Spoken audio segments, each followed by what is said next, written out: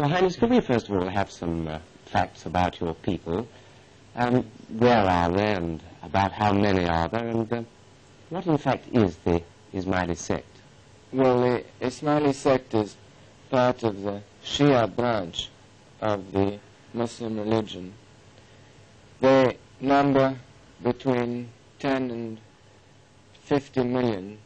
We cannot tell exactly how many. And the three largest communities would be East Africa, Pakistan, and India. But there are other communities in Afghanistan, Syria, Iran, Kuwait, Madagascar, the Belgian Congo, and Mozambique. They're a very widespread community. In other words, you're not quite sure how many followers you've got. No, we don't have a general census of the Ismaili population. There are regions in the world where we cannot even contact the Ismaili leaders. You've been their new leader now for several months. Have you had a chance to decide what are the main problems facing your people? Well, at the moment, they're rather the same problems as the ones which my grandfather faced all his life. The education, health, and the political side of the community. The health is probably the hardest problem to solve in the backward Middle Eastern countries. In other countries, education is very difficult. Yes. How do you think you can help them?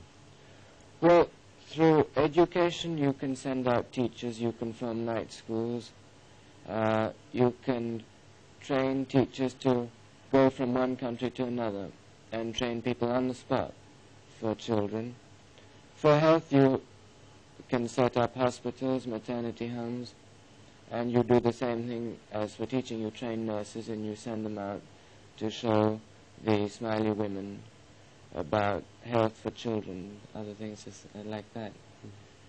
Can we talk for a moment about your grandfather? What sort of an inspiration was he to you? And what sort of a leader was he to his people? And what sort of a family leader was he?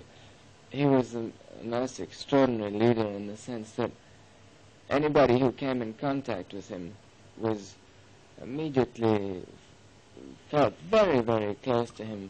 If you spoke to him, in a matter of minutes, he would know what your problems were, and you really felt that he was interested and he could help you.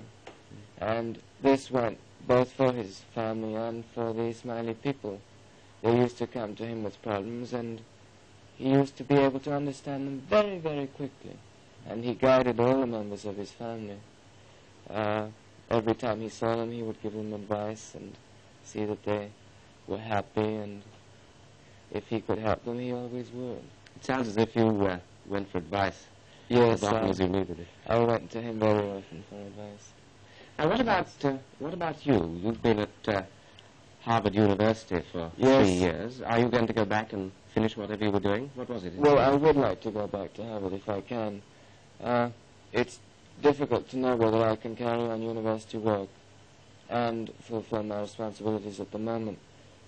If it's possible, I'll go back in September '58.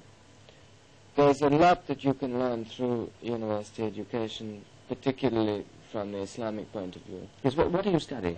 Oriental history. Oh, yes.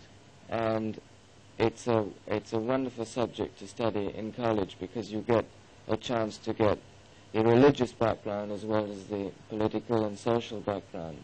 Whereas if you weren't studying it from an intellectual point of view, it would be harder to get in contact with the different religious ideas and that have come out of Islam. You'll go back there if you possibly can, then, yes, and do your final year. I will, if it is possible for me. Now, what about deciding on somewhere to live? Are you going to live amongst your people? That's very hard to say. For the next year, I will be traveling. I'll be trying to cover East Africa, Pakistan, India, and the smaller communities. I hope to be able to finish that maybe in June or July of 1958, and then Harvard starts in September. If I go back to Harvard, I will not have any home or any base, but I'll try to live as much as I can with my community in the next years. Yes. If you don't settle permanently If I amongst don't them, settle, yes. you'll certainly see as much of them as you possibly I can. will, yes, definitely. Thank you very much, Your Highness.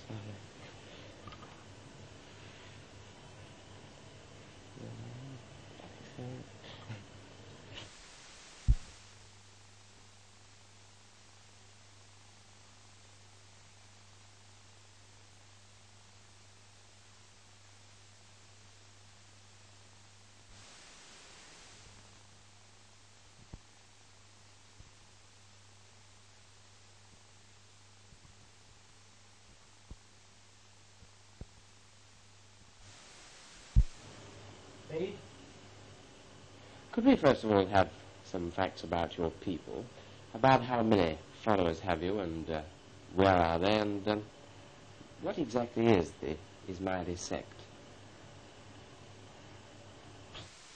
Yes, I think so. What would you say are the main problems facing your people? What do you think you can do to help them solve these problems? Could we talk just for a moment about your grandfather? What sort of an inspiration has he been to you as a leader, not only of his people, but of his family? So you went to him for advice as often as you needed it?